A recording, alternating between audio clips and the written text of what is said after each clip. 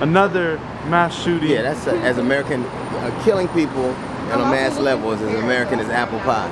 It really is. Look, there's gonna be people talking about like, hey, well, this guy, you know, he was Middle Eastern, so you can't blame it all on. It's well, first off, there's no doubt that white men tend to be the biggest group, the biggest demographic that matters on a mass scale. But the problem more than that is our access to weapons. Yeah. It's harder to get 2 packs of Sudafed than an AR-15.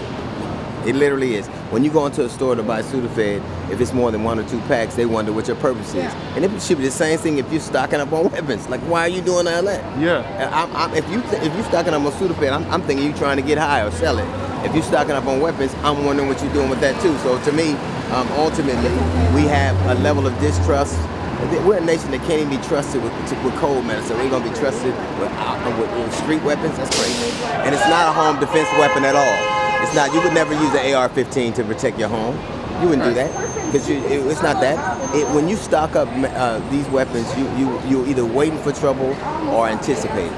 Most people are in favor of common sense gun laws. Most people are in favor of common sense restrictions to make it. It's harder to vote than it is to buy a gun, and that's a shame in our society. And I think it's a few people. This whole idea that you have to have 60 people to agree on something before we can move forward as a nation is a misnomer.